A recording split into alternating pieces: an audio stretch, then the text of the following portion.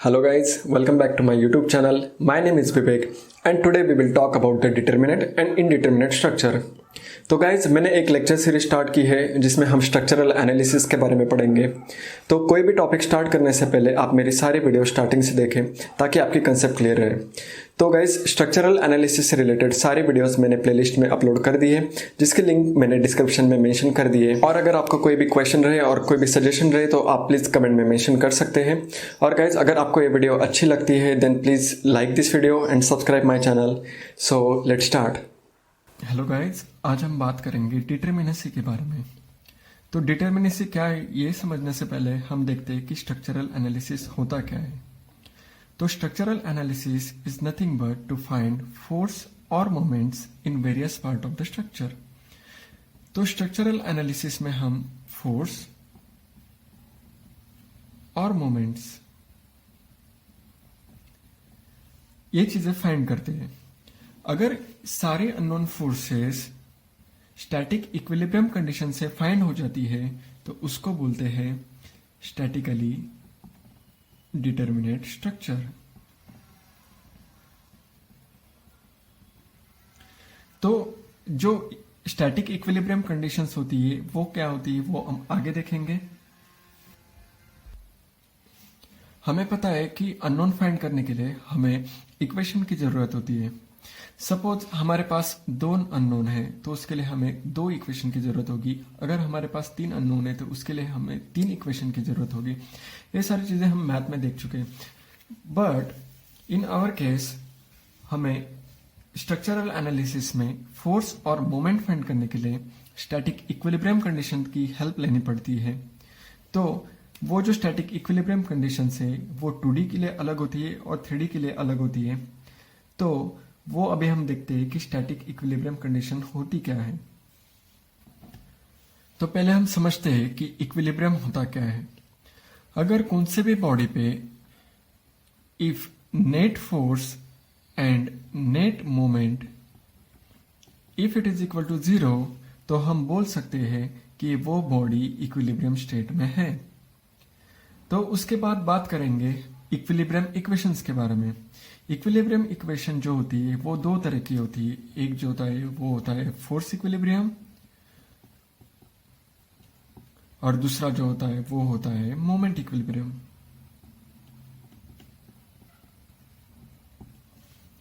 तो अभी हम देखेंगे कि फॉर 2D और फॉर 3D ये जो इक्वेशंस होती है वो किस तरह की होती है। तो for 2D there are 3 equilibrium equations जिसमें दो फोर्स इक्विलिब्रियम इक्वेशन होती है और एक मोमेंट इक्विलिब्रियम इक्वेशन होती है। तो force equilibriums are summation of Fx is equal to 0, summation of Fy is equal to 0 and summation of moment is equal to 0। And for 3D there are 6 equilibrium equations जिसमें 3 force equilibrium equation होती है और 3 moment equilibrium equation होती है। तो force equilibrium equations are summation of Fx is equal to 0, summation of Fy is equal to 0 and summation of forces in z direction is also equal to 0। Similarly moment equilibrium equations are summation of moment in x direction is equal to 0, summation of moment in y direction is equal to 0 and summation of moment in the z direction is also equal to 0। तो किसी भी structure की डिटरमिनेंसी find करते वक्त हमें ये याद रखना पड़ेगा कि for 2D there are 3 equilibrium equations and for 3D structure there are 6 equilibrium equation. तो हमें ये चीज याद रखनी है जो कि हमें इसके प्रॉब्लम सॉल्व करते वक्त काम आएगी। तो स्टैटिकली डिटरमिनेट स्ट्रक्चर होता क्या है। If member forces can be found out by using equation of static equilibrium alone then the structure is called statically determinate structure.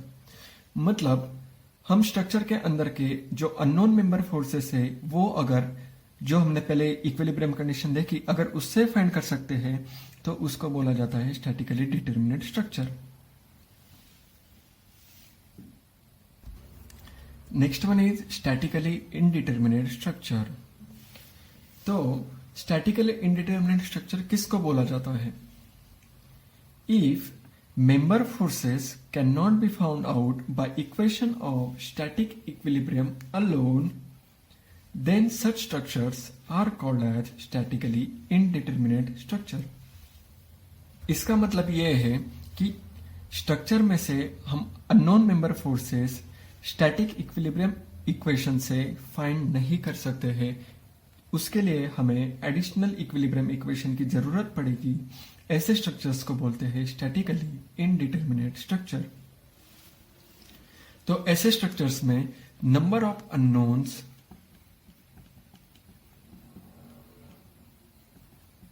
Are more than number of static equilibrium equations.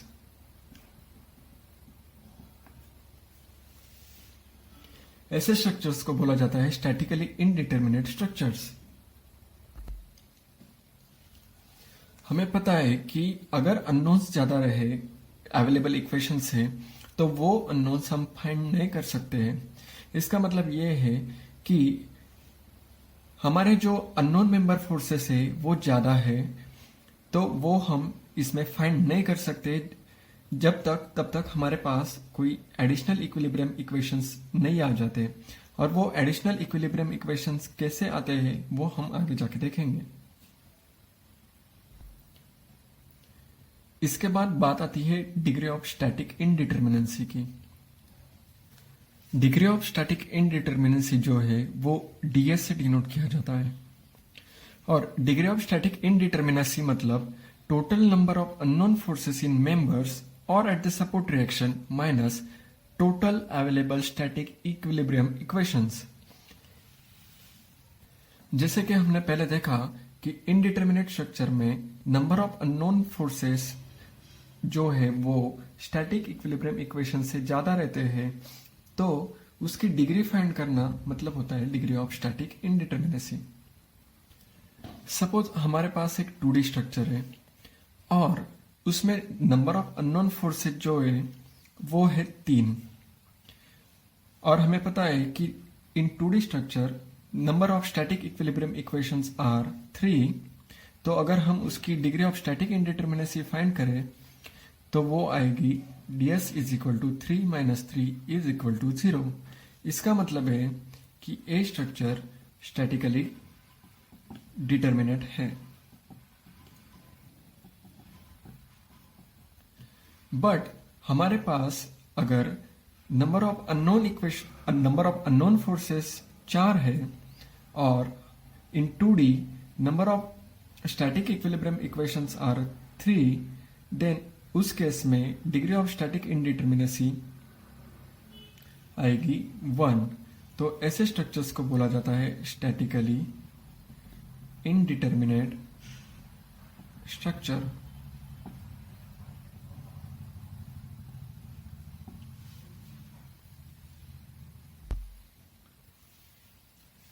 तो हमने इसमें एक चीज notice की, अगर ds 0 से ज्यादा है तो वो होता है स्टैटिकली इनडिटर्मिनेट स्ट्रक्चर, और अगर ds 0 और 0 से कम होता है तो वैसे स्ट्रक्चर को बोला जाता है स्टैटिकली डिटर्मिनेट स्ट्रक्चर।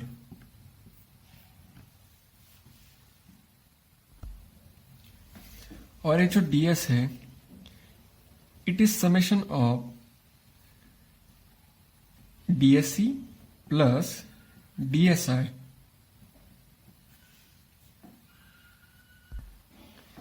इसमें DSC जो होता है वो होता है एक्सटर्नल इनडिटर्मिनेसी, और DSI जो होता है वो होता है इंटरनल इनडिटर्मिनेसी। अब ये जो एक्सटर्नल और इंटरनल इनडिटर्मिनेसी क्या होता है उसको हम अभी डिटेल में देखते हैं। ये जो एक्सटर्नल इनडिटर्मिनेसी होता है उसका रिलेशनशिप एक्सटर्नल सपोर्ट रिएक्शन से ही होता है। अगर हम स्टैटिक इक्विलिब्रियम इक्वेशन से एक्सटर्नल रिएक्शन फाइंड कर सकते हैं तो वैसे स्ट्रक्चर को बोला जाता है एक्सटर्नली डिटर्मिनेट स्ट्रक्चर। बट अगर हम external support reaction static equilibrium equation से फाइंड नहीं कर सकते तो ऐसे स्ट्रक्चर को बोला जाता है एक्सटर्नली इनडिटर्मिनेट स्ट्रक्चर। और जो एक्सटर्नल इनडिटर्मिनेसी होती है वो होती है DSE is equal to total number of support reaction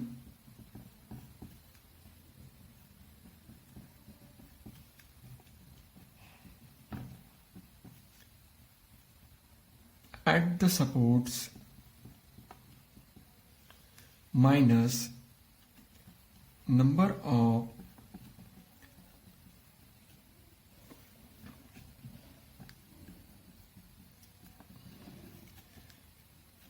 static equilibrium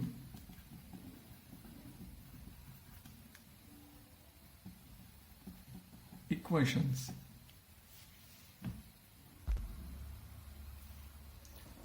तो ये जो एक्सटर्नल इनडिटर्मिनेसी होता है वो होता है total number of support reaction at the supports minus number of static equilibrium equations. अगर हमारे पास 2D स्ट्रक्चर है तो DSE will be total number of reactions at the support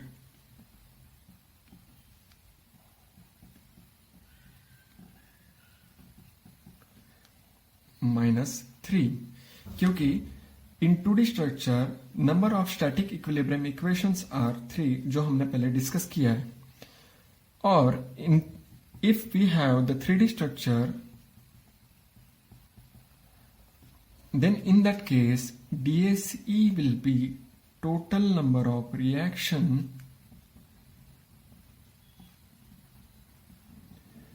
at supports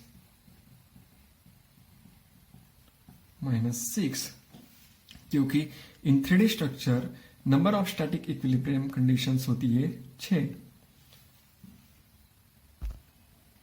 तो ये था एक्सटर्नल इनडिटर्मिनेसी के बारे में। तो एक्सटर्नल इनडिटर्मिनेसी के बारे में एक चीज याद रख सकते हैं आप कि एक्सटर्नल इनडिटर्मिनेसी जो होता है वो ओनली सपोर्ट रिएक्शन से ही रिलेटेड होता है, मेंबर फोर्स से रिलेटेड नहीं होता है। Next one is internal indeterminacy. Internal indeterminacy का जो रिलेशन होता है वो मेंबर फोर्सेस से होता है। मेंबर फोर्सेस मतलब axial force, shear force and bending moment. अगर सपोर्ट रिएक्शन पता होने के बाद अगर हम member forces static equilibrium equation से फाइंड कर सकते हैं तो ऐसे स्ट्रक्चर को बोला जाता है इंटरनली डिटर्मिनेट स्ट्रक्चर। बट अगर हम member forces static equilibrium equation से फाइंड नहीं कर सकते हैं तो ऐसे स्ट्रक्चर को बोला जाता है इंटरनली इनडिटर्मिनेट स्ट्रक्चर। और इंटरनल इनडिटर्मिनेसी जो होता है DSI is equal to DS minus DSE। इसमें DS जो होता है वो डिग्री ऑफ स्टैटिक इनडिटर्मिनेसी होता है और DSE जो होता है वो डिग्री ऑफ एक्सटर्नल इनडिटर्मिनेसी होता है।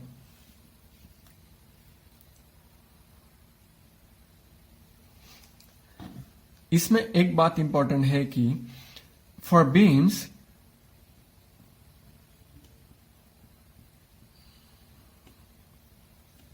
DSI is always equal to 0। Beam के लिए DSI ऑलवेज 0 होता है बिकॉज अगर बीम में हमें सपोर्ट रिएक्शन पता होती है तो उससे हम मेंबर फोर्सेस फाइंड कर सकते हैं। फॉर एग्जांपल अगर हमें सपोर्ट रिएक्शन पता है तो उससे हम shear force, bending moment and axial forces find कर सकते हैं, जो कि हमने सॉम में देखा है। तो इसलिए बीम्स में डिग्री ऑफ इंटरनल इनडिटर्मिनेसी जो होती है वो ऑलवेज इक्वल टू 0 होती है। तो as DSI is equal to 0 then we can say in the beam DS is equal to DSE।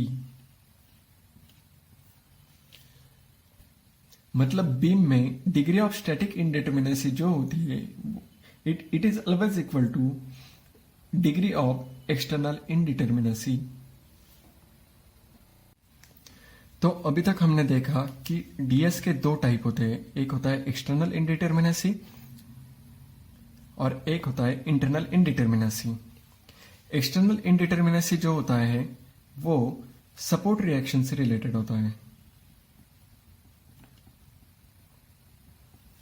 और इंटरनल इनडिटर्मिनेसी जो होता है वो मेंबर फोर्सेस से रिलेटेड होता है। और ये जो डीएस इंटरनल इनडिटर्मिनेसी जो होती है वो हम फाइंड करते हैं DSI is equal to DS minus DSE। और एक चीज इसमें इंपॉर्टेंट है कि फॉर बीम्स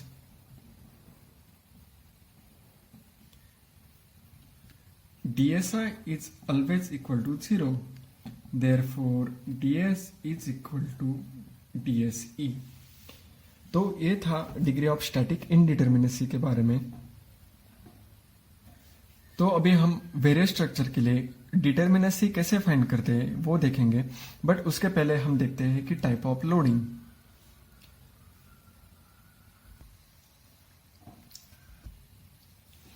तो लोडिंग जो रहती है वो दो टाइप की रहती है, एक होता है जनरल लोडिंग और एक होता है वर्टिकल लोडिंग।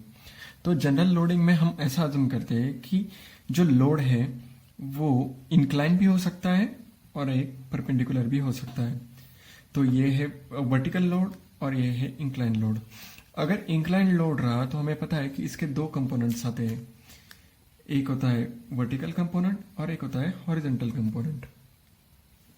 तो in this case available equilibrium equation जो रहती है वो रहती है 3। इसलिए हम जब एक्सटर्नल इनडिटर्मिनेसी फाइंड करते हैं तो वो रहता है number of total reactions minus 3, क्योंकि इसमें हम हॉरिजॉन्टल लोडिंग भी कंसीडर करते हैं।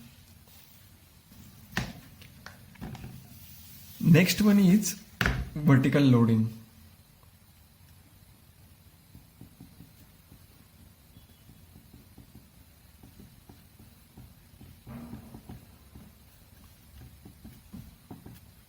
In vertical loading, we assume that only vertical load is acting। तो इसका मतलब है कि स्ट्रक्चर पे हॉरिजॉन्टल लोड नहीं आ रहा है। तो इस वजह से हम ऐसा अज्यूम करते हैं कि समेशन ऑफ Fx इज 0, मतलब क्योंकि हॉरिजॉन्टल लोड इसमें आ ही नहीं रहा है।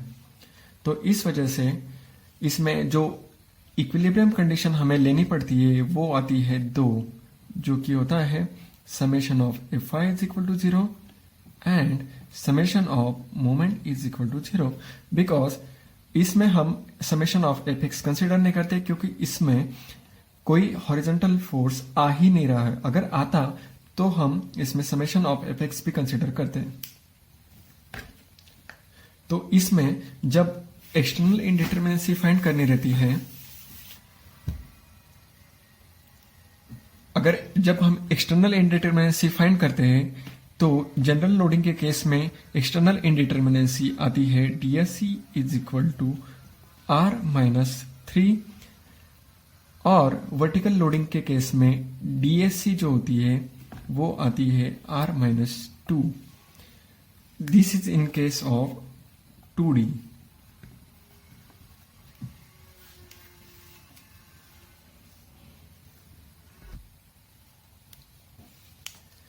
इसमें ये जो R है वो होता है number of reactions at the support, और ये जो 2 है वो होता है अवेलेबल इक्विलिब्रियम इक्वेशंस।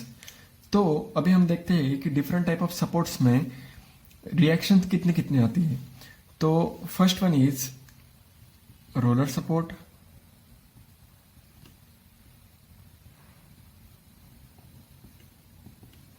तो रोलर के केस में नंबर ऑफ रिएक्शंस होती है 1। If it is hinge support,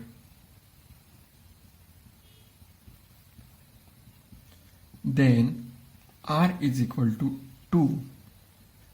If it is a fixed support,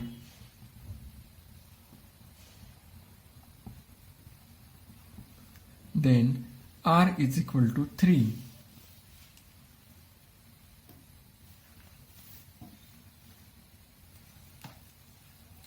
And if it is a free support,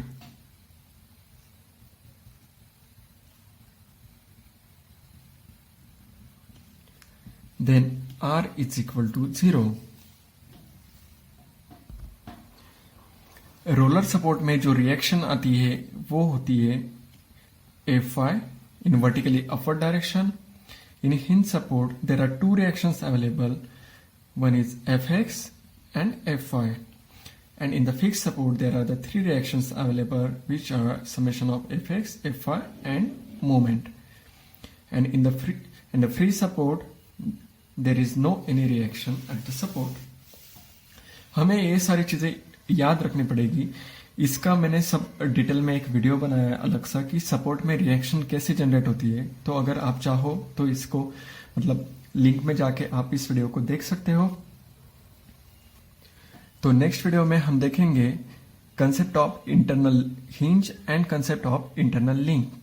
तो अगर इंटरनल हिंज या इंटरनल लिंक अगर स्ट्रक्चर में प्रेजेंट रहती है तो उससे हम डिग्री ऑफ स्टैटिक इंडिटरमिनेंसी कैसे फाइंड कर सकते हैं वो भी देखेंगे।